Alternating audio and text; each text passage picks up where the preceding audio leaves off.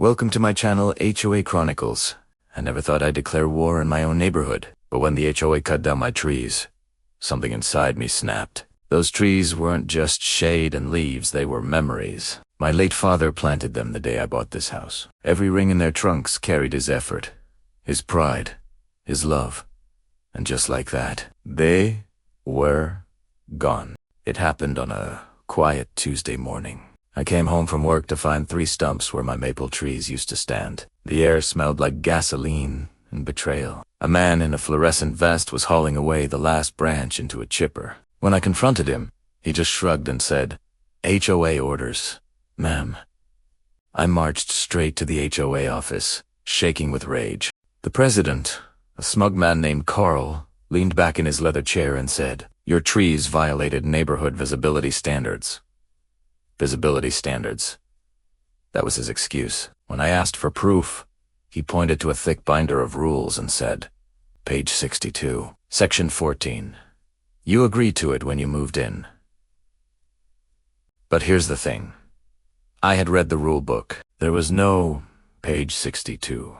That night, I couldn't sleep. I sat by the window, staring at the empty spots in my yard, and that's when it hit me. If Carl could lie about one rule, what else was he hiding? So I started digging.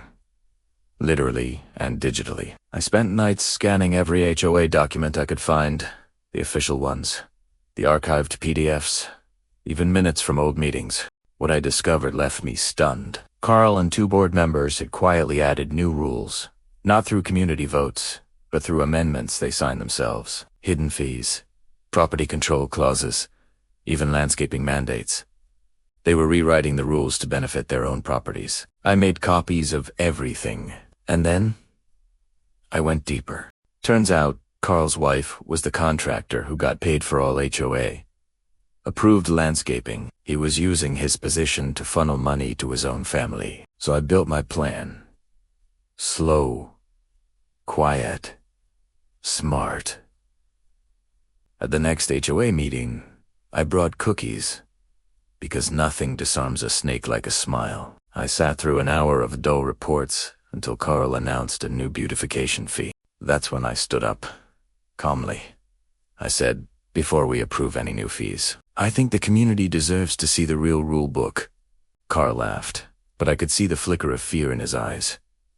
I pulled out a projector and connected my laptop. The room went silent as the screen filled with pages of altered documents, highlighted signatures, and dates that didn't match. Then came the receipts, payments to his wife's company, all marked HOA maintenance.